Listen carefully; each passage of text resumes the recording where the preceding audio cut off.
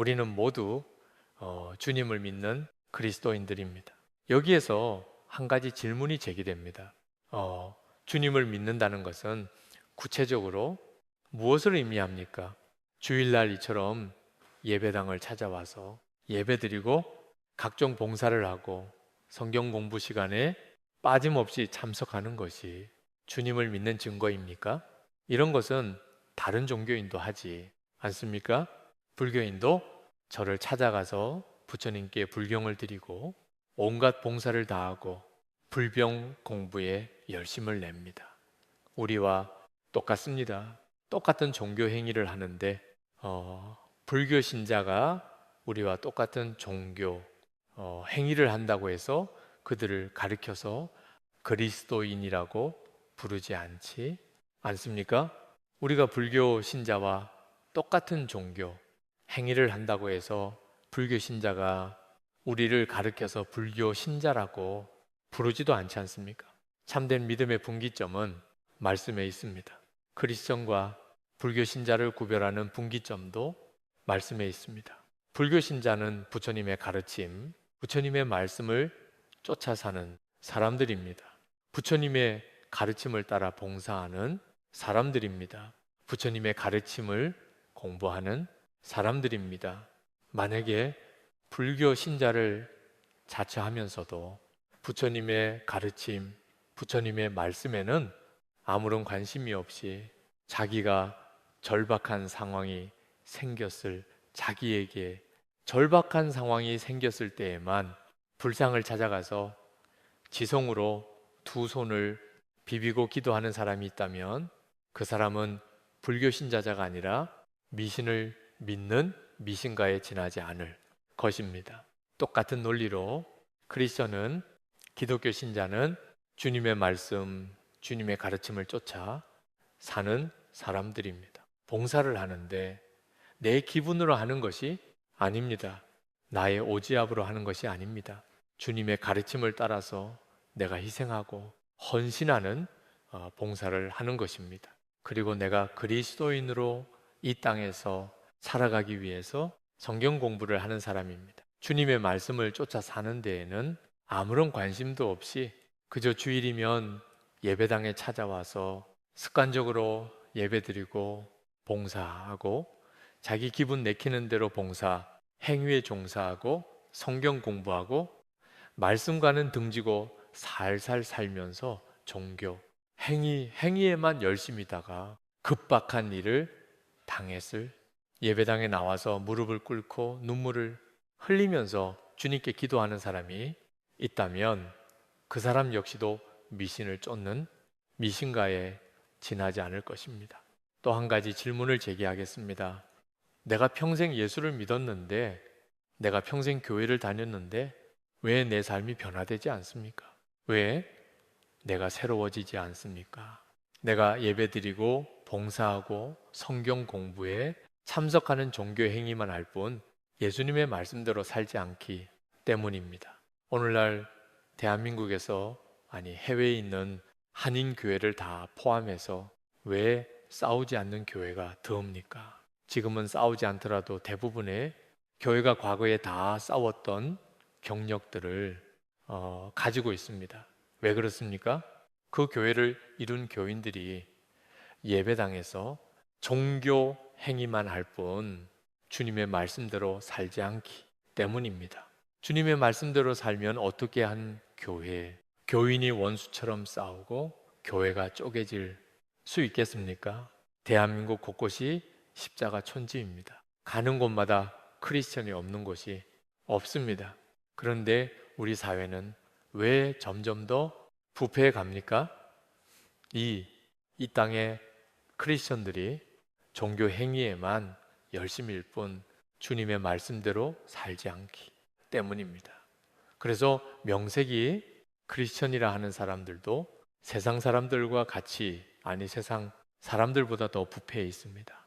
지금이나 옛날이나 죄에 빠진 인간의 죄성, 인간의 본질은 똑같았습니다.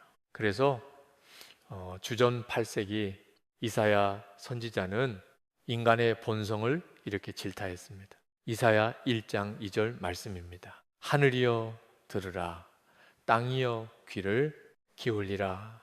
여호와께서 말씀하시기를 내가 자식을 양육하였거늘 그들이 나를 거역하였도다. 하나님께서는 이스라엘 백성을 당신의 자식이라 부르셨습니다. 그리고 하나님께서 그들을 양육해 주셨습니다. 양육이라고 하는 말은 보살펴서 자라게 하는 것입니다.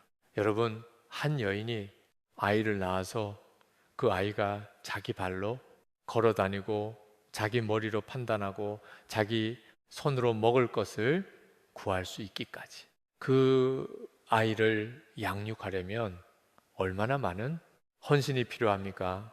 이 세상에 태어난 어린아이는 어머니의 생명을 갉아먹고 산다는 말은 확실히 맞습니다. 아이가 커는 만큼 엄마의 생명은 소진됩니다.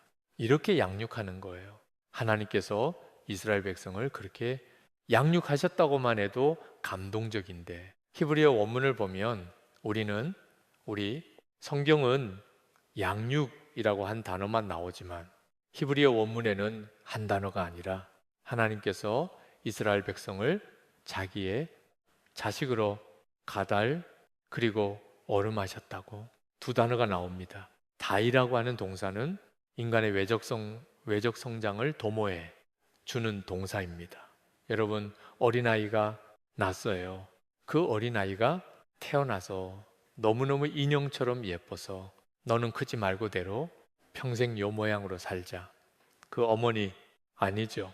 그 아이의 뼈가 튼튼하게 자라고 육체가 강해지고 키가 크고 세상의 모든 위험으로부터 그 아이를 보호해 주기 위해서 가달해 줘야 합니다. 두 번째, 룸이라고 하는 동사는 내적 성장을 꾀해주는 것을 의미합니다.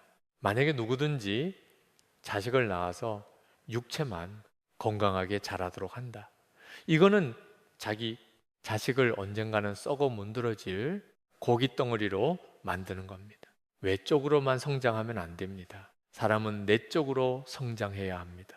맑은 정신, 밝은 영혼, 바른 가치관, 옳은 도덕관, 지혜, 용기, 인내심, 그 모든 것이 생활화하게끔 가르치고 본이 되어야 합니다. 하나님께서 그렇게 하셨다는 거예요. 이스라엘 백성을 자기의 자식으로 삼아주시고 가달, 외적으로 성장하게 하시고 룸, 내적으로 성장할 수 있게끔 주님께서 그들을 품어주셨다는 거예요. 여러분, 세상에 많은 민족이 있는데 하나님께서 이스라엘 백성을 당신의 자녀로 삼으시고 그렇게 가달하시고 루하셨다면 얼핏 생각에 이스라엘 백성은 하나님께서 당신의 자녀로 삼으시고 그렇게 지극정성으로 외적, 내적 성장을 빼앗도록 이끌어 주실 만큼 이스라엘 백성들이 들이 먹겠구나.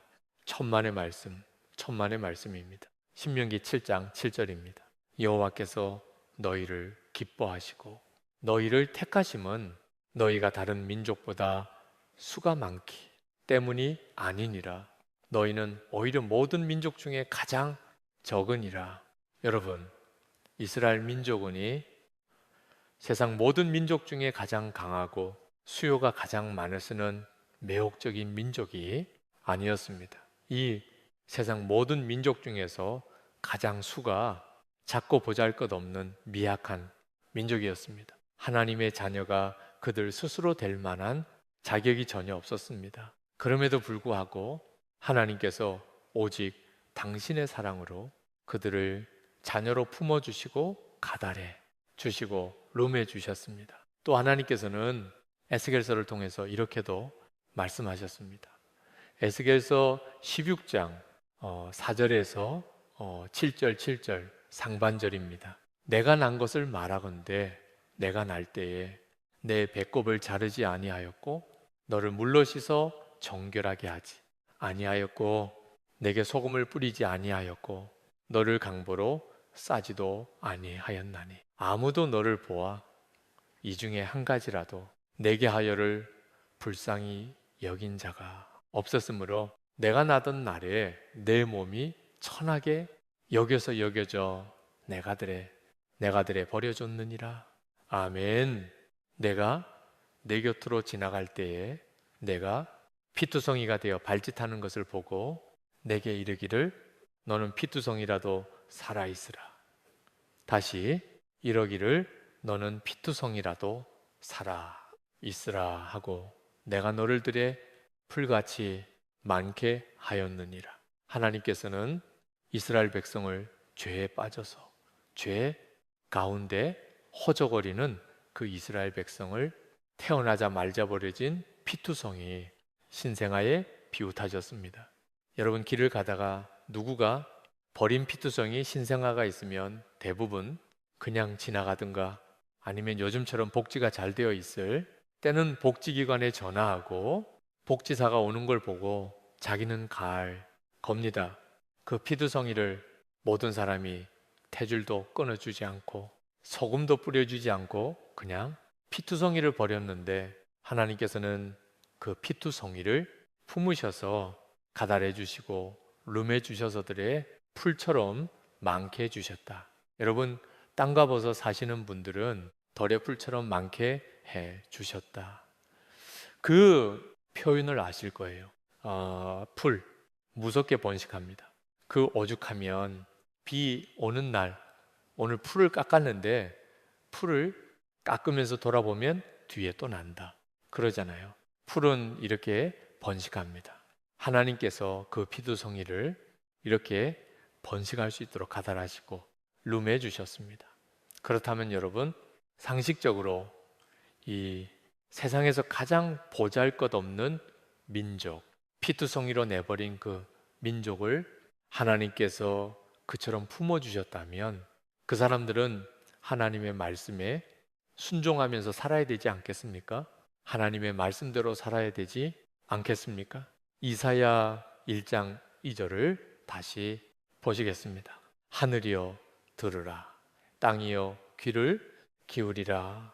여호와께서 말씀하시기를 내가 자식을 양육하였거늘 그들이 나를 거역하였도다. 그 보잘없었던 민족이 그 피투성이로 벌어졌던 그 민족이 하나님께서들의 풀처럼 많게 해주시고 나니까 하나님을 거역했습니다. 우리말 거역하다라고 번역된 시브리어 동사 파샤는 반항하다, 반란을 일으키다. 여러분, 쉽게 말해서 하나님께 구했다, 이러했다는 거예요. 인간이 하나님께 구태를 일으킨다면 어떻게 구대를 일으킵니까?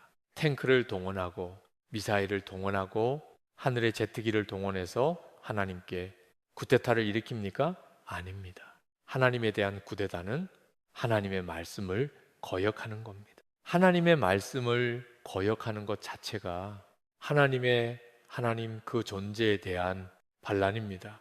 왜? 하나님이 말씀으로 세상을 창조하시고 하나님은 말씀이시거든요. 그러니까 하나님의 말씀에 거역하고 하나님의 말씀에 반항하는 하나님의 말씀에 반란을 일으키는 그게 곧 하나님을 짓밟는 겁니다. 누가 하나님으로부터 구원받은 이스라엘 백성이 이사야 1장 2절 다시 읽겠습니다. 하늘이여 들으라, 땅이여 귀를 기울이라. 여호와께서 말씀하시기를 내가 자식을 양육하였거늘 그들이 나를 거역하였도다. 우리말 성경을 보면 여호와께서 말씀하시기를 이 표현이 뒤에 있는 표현 내가 자식을 양육하였거늘 그들이 나를 거역하였도다에 걸려 있는 것처럼 보입니다. 히브리 원문에는 그렇게 되어 있지 않습니다. 히브리 원문을 그대로 한글로 번역을 해보겠습니다. 하늘이여 들으라, 땅이여 귀를 기울이라. 왜냐하면 여호와께서 말씀하시기 때문이다. 지금 여호와께서 말씀하시기 때문이에요. 그 여호와께서 말씀하시기 때문이라는 그 표현 앞에는 하늘이요 땅이요, 뒤에는 하나님께서 자식으로 거두어 주었지만 하나님을 거역한 인간 대비해서 보여줍니다. 여러분, 하늘과 땅 하나님께서 당신의 말씀으로 창조하셨습니다. 하늘과 땅은 한 번도 하나님의 말씀을 거역하지 않습니다. 창조 이래로, 태초 이래로 지금도 하늘과 땅은 하나님의 말씀의 법칙을 그대로 지킵니다. 여러분, 만약에 하늘에 떠 있는 태양이 하나님의 말씀을 거역하고 한 1년 동안 아침에 떠오르지 않는다. 어떻게 될까요? 1년 12달 동안 하늘에서 비가 쏟아진다. 노아의 홍수는 단 40일 동안 여러분 이번에 저 남부지방에서 비온 거 보셔요? 이틀을 왔습니까? 4월을 왔습니까? 단 몇 시간 집중 호우인데 다 잠겼습니다. 그러니까 노아의 그 홍수 때에 40일 밤낮으로 비가 오면 엄청나지요. 그런데 여러분 1년 365일 동안이 자연계가 하나님의 말씀을 버리고 계속 비가 온다면 어떻게 될까요? 저희 집 마당에 붉은 단풍나무가 심겨져 있습니다. 아주 보기가 좋습니다. 3년 전인가 원주도 그랬는지 모르겠습니다만은 제가 살고 있는 그 경상도 지역은 53일 동안 비가 연속적으로 왔습니다. 비상대 창설일래 그 지역에서 53일 동안 비가 온 건 처음이었습니다. 53일 동안 비가 오고 나니까요. 붉은 단풍나무가 초록색으로 바뀌었습니다. 3년 전에 그랬는데 아직도 초록색입니다. 52일 동안 비가 밤낮으로 온 거 아니에요. 그냥 많이 왔다가 부실부실 왔다가 이게 52일만 와도 나무 색깔 자체가 변해버리는데 1년 온다. 하늘에 있는 온갖 행성들이 하나님의 말씀을 거역해서 궤도를 벗어나서지 마음대로 움직이고 서로 충돌한다. 어떻게 될까요? 땅이 하나님의 말씀을 거역해서 저 산에 심겨져 있는 나무들이 지발로 전부 다 뚜벅뚜벅 걸어와서 도시를 점령해 버린다. 어떻게 할 겁니까? 모든 나무가 단 하나의 과실도 맺어 주지 않고 땅이 채소를 생산해 주지 않는다. 어떻게 하겠습니까?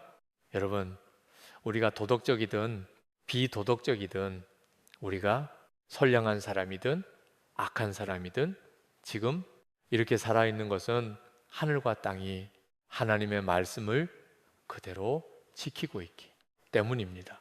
하늘도 땅도 하나님의 말씀을 지키는데 그 가운데서 모든 짐승도 하나님의 말씀의 법칙을 따라서 사는데 그 가운데서 인간만 하나님의 말씀에 후퇴타를 일으키고 살아갑니다. 이사야 1장 3절입니다. 소는 그 임자를 알고 낚귀는 그 주인의 구유를 알건만은 여러분 소가 어떻게 자기 임자를 아나요? 나귀가 많은 구유가 있는데 어떻게 자기 주인이 자기에게 밥 주는 구유를 어떻게 하나요? 주인의 음성으로 압니다. 주인의 발자국 소리로 압니다. 주인의 말로 합니다. 주인의 말, 주인의 음성, 주인의 발자국 소리. 그게 모두 다 소나귀한 때는 그게 주인의 언어예요. 소나기는 그 언어를 알아듣는 겁니다. 그래서 소는 주인의 말에 복종합니다. 이랴 가져 소가 굳다. 이렇게 얘기입니까? 저희 집에 개가 2마리 있습니다. 이번 여름 얼마나 더웠습니까? 한낮의 무더위에 얘들 마당에서 잠잡니다. 제가 걸어가면요 안진반이다. 제 발자국 소리를 알거든요. 다른 사람이 저 골목에 나타나지요. 그렇게 쳐져서 잠을 자다가 벌떡 일어납니다. 우리 집으로 들어가는 골목으로 우리 부부차가 들어가면 개들이 안 짖습니다. 환영합니다. 다른 사람 차가 들어오면 벌떡이 일어나서 짖습니다. 그들도 주인의 음성과 주인의 말과 주인의 발자국 소리와 심지어 주인의 자동차 소리도 압니다. 1장 3절 다시 읽습니다. 이사야, 소는 그 임자를 알고 나귀는 그 주인의 구유를 알건만은 이스라엘은 알지 못하고 나의 백성은 깨닫지 못하는도다 하셨도다. 소는 임자의 소리를 아는데 이스라엘 백성들은 왜 하나님의 소리를 몰라요? 왜 소리를 모릅니까? 왜 깨닫지 못합니까? 구테타르이 이랬거든요. 하나님의 말씀에 반란을 일으켰습니다. 하나님의 구원으로들의 풀처럼 번성하게 살 수 있는 은혜를 누리고도 마치 하나님 없이 내가 살 수 있는 거신양 종교행위는 열심히 하지만 주님의 말씀에는 귀를 닫고 예배당을 나가서는 자기 원하는 대로 사는 겁니다. 여러분, 우리가 하는 욕 중에 어유 저 인간은 짐승 같은 놈이야 이런 욕이 있습니다. 여러분, 실은 그 욕은 짐승을 모독하는 겁니다. 짐승은 주인의 음성을 압니다. 짐승이 인간보다 훨씬 낫습니다. 그러니까 짐승 같은 놈 하면 오히려 짐승을 모독하는 것이고 그 사람을 욕하는 게 아닙니다. 사실대로 표현하면 인간은 짐승보다 못한 존재입니다. 짐승은 주인의 소리를 아는데 인간은 모릅니다. 깨닫지 않습니다. 왜 한국 교회가 서로 다투는가? 그 교회를 이루고 있는 사람들이 짐승보다 못한 존재로 살고 있기 때문이에요. 하나님의 말씀대로 사는 사람이라면 있을 수 없는 일들이 벌어지고 있는 겁니다.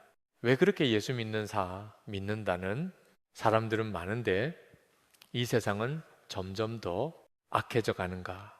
이 땅의 크리스천들이 짐승은 그 임자의 소리를 아는데도 하나님의 목소리에는 귀를 막고 살고 있기 때문입니다. 누가? 제가요. 누가? 여러분이에요. 우리가 멀쩡하게 보이지만 하나님 보시기에는 주인의 음성을 아는 짐승보다 못한 존재로 살고 있기 때문에 이 세상이 이렇게 악해져 가는 겁니다. 바울 사도가 로마서 10장 17절을 통해서 이렇게 증언했습니다. 그러므로 믿음은 들음에서 나며 들음은 그리스도의 말씀으로 말미암느니라. 이 구절만 딱 떼놓고 보면 그저 믿음이라고 하는 것은 그리스도의 말씀만 많이 들으면 되는 거구나. 또 실제로 그렇게 설교하고 성경 공부하시는 분들이 있습니다.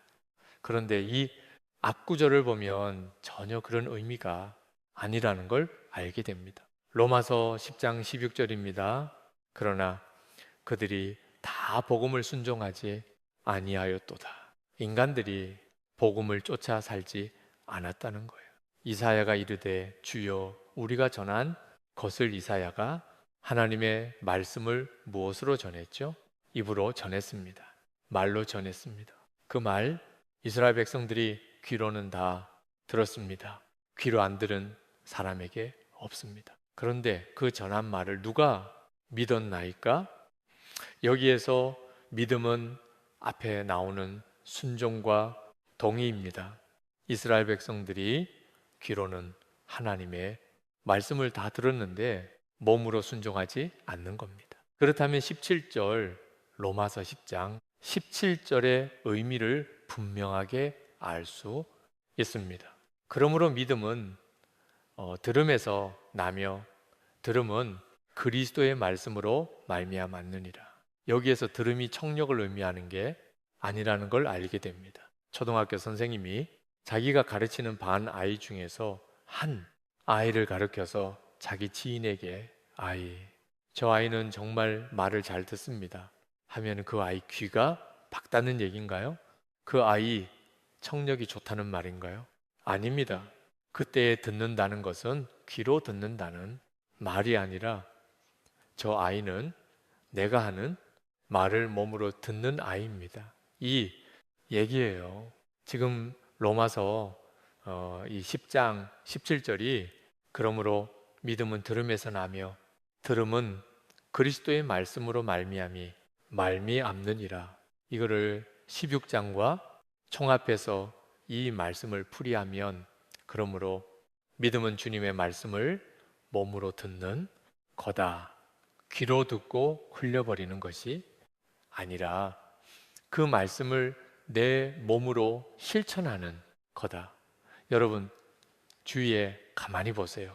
누가 주님의 말씀대로 삽니까? 주님의 말씀을 말씀대로 단 한 번이라도 살아본 사람이 주님의 말씀대로 삽니다.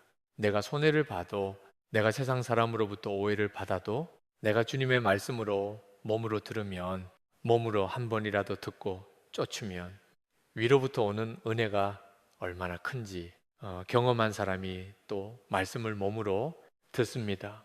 평생을 말씀을 지만 듣는 사람은 절대로 평생 몸으로 듣지 못합니다. 오늘 지금 여러분들은 이 예배당에서 저와 함께 있습니다. 제가 전하는 말씀을 여러분들 다 귀로 지금 듣고 있습니다. 많은 분들은 예배가 끝남과 동시에 귀로 들은 거 이쪽 귀로 다 흘려버릴 거예요. 귀로만 들었거든요. 근데 만약에 한 사람이라도 오늘 말씀을 몸으로 듣고 예배당 밖에 나가서 이 말씀을 삶으로 실천하면서 살아간다면 그 사람을 통해서 하나님의 역사가 일어납니다. 나사렛 동네에 마리아라고 하는 처녀가 살았습니다. 나사렛 동네는 찾아가 보시면 산관지방 달동네입니다. 갈릴리 지방은 다 갈릴리 바다를 중심으로 사람들이 고기 잡고 살거든요. 그 갈릴리에서 산으로 올라가서 살 수밖에 없다. 그 당시에 차가 있습니까? 뭐가 있습니까? 구로 올라가서 산에서 산다는 거니 아랫동에서 어울리지 못하는 어쩔 수 없이 그 높은 곳을 찾은 가난한 사람들 중에 가난한 사람입니다. 성화에 마리아를 아름답고 거룩하게, 그리고 입은 옷이 백옷까지 하얗게 입은 거, 그 다 화가들이 지어낸 겁니다. 그 나사렛 달동네 빈민촌에 처녀가 먹을 것도 겨우 구해서 먹는 처녀 옷이 어떻게 백옥처럼 하얗겠습니까? 그 처녀에게는 정혼한 남자가 있었습니다. 요셉이라고. 약혼했고 곧 결혼할 사이입니다. 그런데 어느 날 그 마리아에게 천사가 나타났습니다. 마리아와 천사 간에 이런 대화가 오습니다. 누가복음 1장 30절에서 38절입니다. 천사가 이르되 마리아여 무서워하지 말라, 내가 하나님께 은혜를 입었니라. 보라, 내가 잉태하여 아들을 낳으리니 그 이름을 예수라 하라. 그가 큰 자가 되고 지극히 높으신 이의 아들이라. 일컬어질 것이요 주 하나님께서 그 조상 다윗의 왕을 그에게 주시리니 영원히 야곱의 집을 왕으로 다스릴 것이며 그 나라가 무궁하리라. 마리아가 천사에게 말하되 나는 남자를 알지 못하니 어찌 이 일이 있으리이까? 천사가 대답하여 이르되 성령이 내게 임하시고 지극히 높으신 이의 능력이 너를 덮으시리니 이러므로 나실바 거룩한 이는 하나님의 아들이라 일컬어지리라. 보라, 내 친족 엘리사벳도 늙어서 아들을 배었느니라. 본래 임신하지 못한다고 알려지니가 이미 6달이 되었나니 대저 하나님의 모든 말씀은 능하지 못하심이 없느니라. 마리아가 이르되 주의 여종이오니 말씀대로 내게 이루어지이다. 한매 천사가 떠나가니라. 아멘. 천사가 어마어마하게 한 얘기를 했습니다. 네가 하나님 성령의 능력으로 아이를 잉태할 텐데 그 아이는 하나님의 아들이다. 아니, 나는 남자하고 자본 적이 없는데 내가 어떻게 아이를 낳을 수 있다 말입니까? 아니야. 성령께서 그렇게 하실 거야. 너 친족 엘리사벳도 늙기까지 아이를 못 낳았지. 근데 지금은 어떠니? 아이를 잉태해서 6개월 되지 않았네. 그 엘리사벳이 늙어서 베니가 태어나서 세례 요한이 되었습니다. 봐, 저 여자도 늙어서 애뱉잖아. 그러니까 너도 뵐 거야. 그런데 엘리사벳하고 마리아 사이에는 근본적인 차이가 있습니다. 엘리사벳은 나이는 늙었지만 남편이 있습니다. 남편하고 사이에서 아이가 늦게 태어난 겁니다. 마리아 보고는 네 처녀가 아이를 가가진다는 거예요. 하나님의 아들을 배합니까? 처녀가 아이를 낳으면 돌에 맞아 죽는다요. 마리아는 정혼한 남자가 있습니다. 그런데 그 처녀가 성령이 잉태하게 했다고 해서 아이를 낳으면 세상 사람이 그 믿어줍니까? 율법에는 처녀가 정혼한 처녀가 아이를 가지면 그 이후 여아를 불문하고 돌에 맞아 죽어야 합니다. 그거 하라는 거예요. 그 말씀에 순종하라는 거예요. 그러면서 천사가 말했습니다. 대저 하나님의 모든 말씀은 능하지 못하심이 없느니라. 마리아 입장에서는 얼마든지 거역할 수 있었습니다. 반항할 수 있었습니다. 그 말씀에 반란을 일으킬 수 있었습니다. 안 돼요. 내가 어떻게 처녀의 몸으로 아이를 뺍니까? 난 그렇게 부도덕한 일 못합니다. 마리아가 말했습니다. 주의 여종 이온이 말씀대로 내게 이루어지이다. 마리아가 그 말씀을 귀로 만드는 게 아닙니다. 지금 이 순간 마리아는 몸으로 들었습니다. 내가 하나님의 아들을 잉태해서 돌에 맞아 죽는 한이 있어도 말씀대로 되어집니다. 생명을 걸었습니다. 그 말씀이 이것이 믿음입니다. 말씀은 마리아처럼 귀로 듣는 것이 아니라 몸으로 듣는 것입니다. 오늘 본문 요한복음 14장 21절입니다. 나의 계명을 지키는 자라야 나를 사랑하는 자니. 여러분, 주님 사랑합니까? 아멘. 11조 내면서 사랑합니다. 합니까? 검반지 빼면서 주님 사랑합니다. 합니까? 내가 예배에 매일 참석해서 주님 사랑합니다. 합니까? 그거 아닙니다, 여러분. 나의 계명을 지키는 자라야 나를 사랑하는 자니. 계명을 뭐로 지킵니까? 귀로 지킵니까? 입으로 지킵니까? 아닙니다. 주님의 말씀은 우리의 삶으로만 지켜집니다. 바꾸어 말하면 주님의 말씀을 우리의 몸으로 들을 때만 주님의 말씀을 지킬 수 있습니다. 그 사람만 주님을 사랑하는 사람이에요. 여러분들 손을 얹고 생각해 보셔요. 정말 주님을 사랑해 본 적이 있는지. 마리아처럼 내게 불이익이 닥쳐져 와도 내 생명이 위급해도 주님의 말씀을 지킴으로 내가 주님을 사랑한다고 고백한 적이 있는지. 나의 계명을 지키는 자라야 나를 사랑하는 자니 나를 사랑하는 자는 내 아버지께 사랑을 받을 것이요 당연하지 않습니까? 주님의 말씀을 몸으로 들음으로 주님을 사랑하는 자를 하나님 아버지께서도 사랑하십니다. 주님 안에 아버지가 계시고 아버지 안에 주님이 계시거든요. 나의 계명을 지키는 자라야 나를 사랑하는 자니 나를 사랑하는 자는 내 아버지께 사랑을 받을 것이요 나도 그를 사랑하여 그에게 나를 나타내리라. 우리가 주님의 말씀을 몸으로 듣고 지키면 나를 통해서 주님이 나타나신다고. 바꾸어 말해서 로고서이신 주님이 내가 그 말씀을 지킬 때 내 삶을 통해서 그 말씀이 육화된다. 인카네이션 된다. 내 팔을 통해서 내 손을 통해서 내 발을 통해서 내 온 몸 사지 백체를 통해서 예수 그리스도가 나타나는 어떻게 내가 주님의 통로가 되지 않을 수 있겠습니까? 마리아가 생명을 걸었습니다. 하나님의 명령을 지키기 위해서 생명을 걸었습니다. 그때 하나님께서 그 빈민 처녀를 사랑하셔서 이 세상 여인 중에 가장 존귀한 성모 마리아가 되게 해주셨을 뿐만 아니라 예수 그리스도께서도 그의 몸을 통해 이 땅에 나타나셨습니다. 말씀을 지킨다는 건 이런 거예요. 마리아만 지켜서 이렇게 되는가? 아닙니다. 우리도 누구든지 주님의 말씀을 지키는 자를 내 몸으로 주님의 말씀을 듣는 자를 하나님께서 사랑하시고 주님께서 그를 들어 당신의 통로로 삼아 당신의 섭리를 시대 역사 속에 이룰 수 있는 것입니다.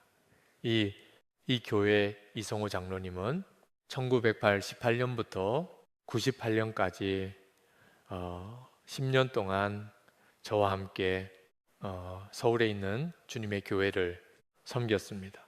그 시절에 그분의 경험담을 기록한 그분의 간증문을 제가 읽어 드리겠습니다.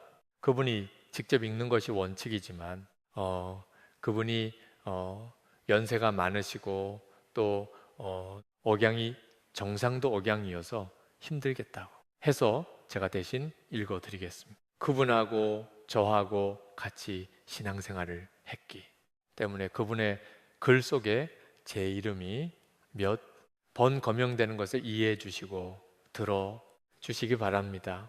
80년 인생을 살아오는 동안의 50대 중반이 가장 열정적으로 사업에 매진했던 시기였습니다. 당시 조선소에 사용되는 장비 개발을 위해 캐나다 퀘벡으로 출장을 갔습니다.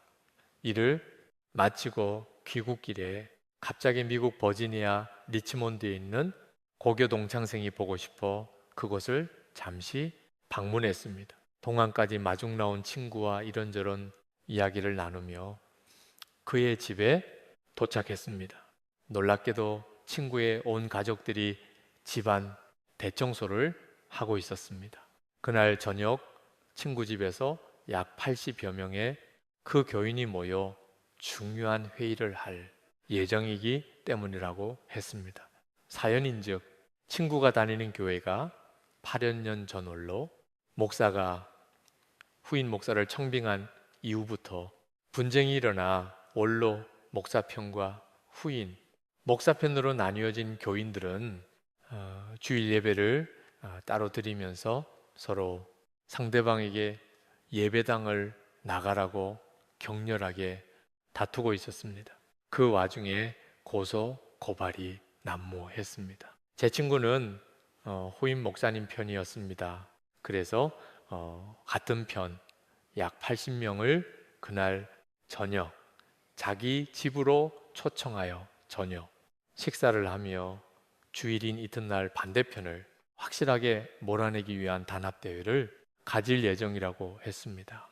저와 중마지우인 친구가 제게 음식 장만을 부탁해서 저는 육개장 80여 인분을 만들어 친구와 같은 교인들을 대접하였고 저녁 식사 후에 그분들의 단합대회가 시작되었습니다.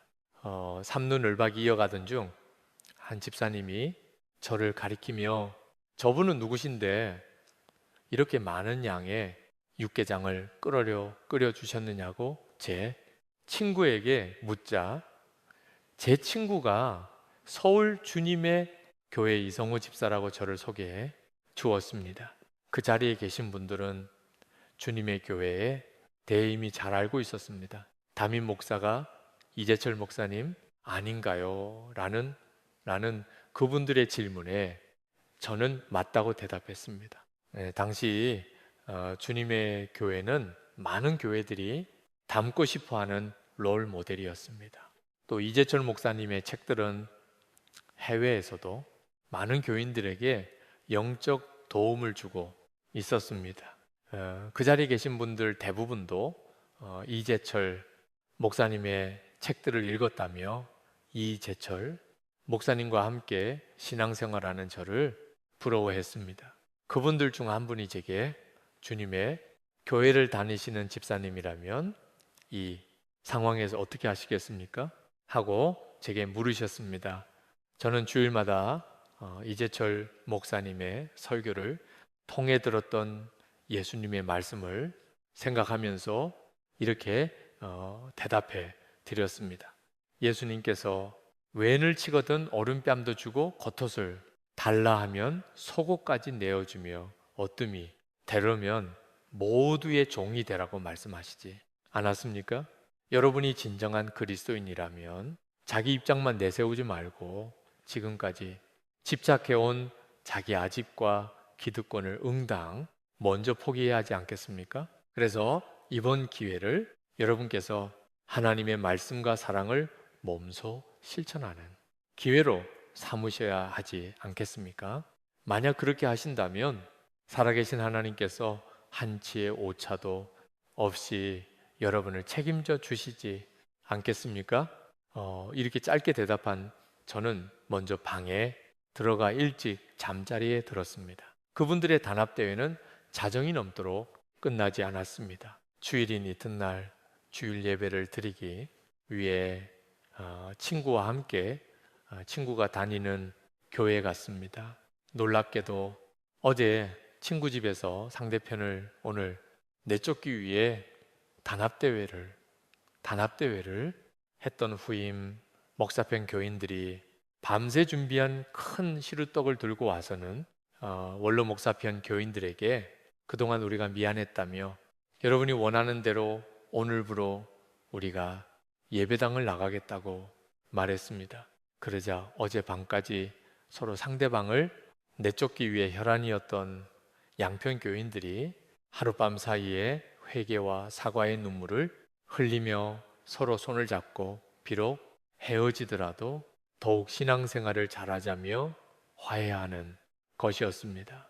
그 전날 밤 저는 상대를 내쫓기 위해 단합대회까지 연후임 목사편 교인들에게 제가 믿어온 주님의 말씀을 전해드렸을 뿐인데 그 말씀을 삶으로 실행한 교인들을 통해 기적 같은 주님의 역사가 일어난 것이었습니다. 눈물로 마지막 작별 인사를 나누며 예배당을 나온 후인 목사편 교인들은 당장 예배 처소가 없으므로 근처 공원에서 조용히 기도와 찬양으로 주일 예배를 드리면서 모두 하나님의 은혜를 깊이 체험하고 감사했습니다.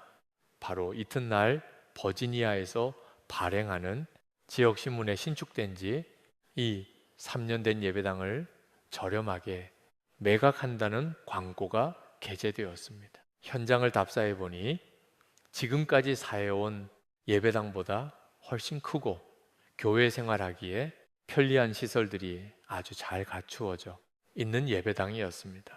반대편 교인들에게 예배당을 송두리째 양보해 준 그분들은 그 다음 주일부터 매주일 예배당에서 조금도 불편 없이 은혜로운 예배를 드리게 되었습니다. 저는 그곳에서 지내면서 주님께서 당신의 말씀을 삶으로 실행하는 교인들을 위해 여호와 이레로 준비해 두신 주님의 섭리를 제 눈으로 목격하면서 놀라움을 금할 수 없었습니다. 그동안 제 마음속에는 지워지지 않는 질문이 있었습니다.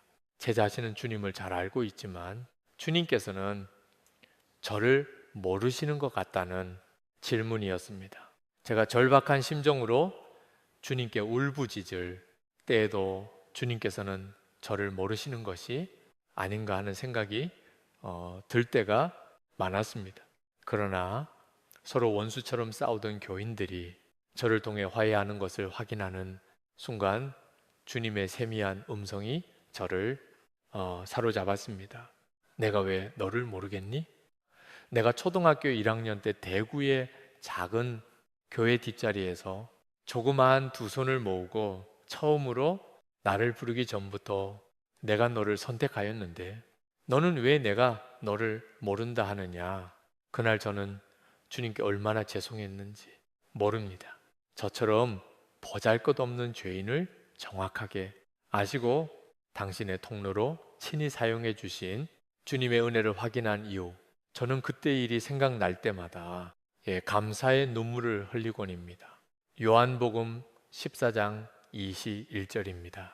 나의 계명을 지키는 자라야 나를 사랑하는 자니 나를 사랑하는 자는 내 아버지께 사랑을 받을 것이요 나도 그를 사랑하여 그에게 나를 나타내리라. 아멘. 30년 전 주님의 말씀을 귀가 아니라 삶으로 들으려 했었던 이성우 장로님을 통해서 주님께서 역사하심으로 어제 밤까지 서로 원수처럼 싸우던 양편이 주님의 이름으로 화해했습니다. 그리고 이성우 집사님에게 네가 초등학교 1학년 때 대구의 조그만 교회에서 작은 손을 보고 기도하기 전부터 내가 너를 선택하고 알았는데 넌 왜 나더러 너를 모른다 하느냐 하시며 당신을 그 아들에게 나타내어 주셨습니다. 사랑하는 저 여러분, 우리는 어떻습니까? 이제 끝 말씀을 삶으로 지키고 말씀을 온 몸으로 들어보신 적이 있습니까? 우리가 이왕 예수 믿으려면 진짜 예수쟁이가 되어야 되지 않겠습니까? 귀로 듣고 흘려버리는 하나님의 말씀을 거역하는 구태타는 이제 멈추십시다. 오늘 이 순간부터 하나님의 말씀을 온 몸으로 듣고 하나님의 통로가 되십시다. 그때 우리의 삶 속에서 주님께서 나타나시고 우리의 삶을 통해 이 시대의 역사 속에 당신의 섭리를 이루어 가실 것입니다. 기도하시겠습니다. 하나님 아버지, 하나님께서는 보잘것없는 나를 오직 주님의 사랑으로 선택해 주시고 죄 가운데 피투성이로 버려진 나를 십자가의 은혜로 구원해 주셨습니다. 그러나 하나님을 믿는다는 나는 실은 짐승보다 못했습니다. 소는 그 임자를 알고 낚이는 그 주인의 부유를 알건만 하나님을 믿는다는 나는 날마다 하나님의 말씀을 거역하고 배반하며 순간마다 하나님의 말씀에 반란을 일으켜 왔습니다. 그럼에도 내가 가장 믿음이 좋고 고상한 사람인 양 착각해온 나의 무지를 아버지의 자비로우심으로 용서해 주십시오. 이제부터 온 몸으로 주님의 말씀을 듣고 온 삶으로 주님의 말씀을 지키게 해 주십시오.